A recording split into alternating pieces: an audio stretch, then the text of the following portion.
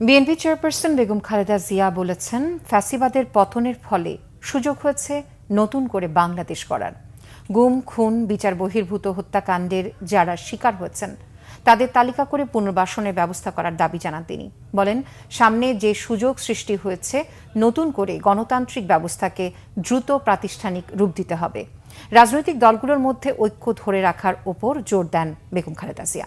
দীর্ঘ ১৬ বছর ফ্যাসিস্টদের নির্মম অত্যাচার, নির্যাতন, গ্রেফতার, হত্যা, খুনের মাধ্যমে গণতন্ত্রকে ধ্বংস করে এবং এক দলীয় শাসন ব্যবস্থা চিরস্থায়ী করতে চেয়েছিল আওয়ামী শাসক গোষ্ঠী।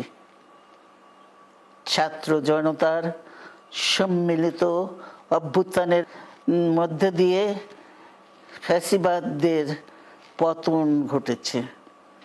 সুযোগ সৃষ্টি হয়েছে নতুন করে বাংলাদেশকে গড়বার। এই আন্দোলনে যারা শহীদ হয়েছেন তাদের জানাচ্ছি আন্তরিক শ্রদ্ধা, আহতদের সমবেদনা। তাদের এই আত্মত্যাগ জাতি চিরকাল মনে রাখবে। গুম, খুন, বিচার বহির্ভূত হত্যার শিকার যারা হয়েছেন তাদের তালিকা প্রস্তুত করতে হবে।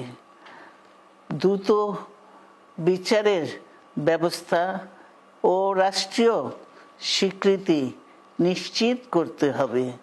প্রতিটি পরিবারের সম্মানজনক পুনর্বাসন ও নিরাপদ ভবিষ্যৎ নিশ্চিত করতে হবে।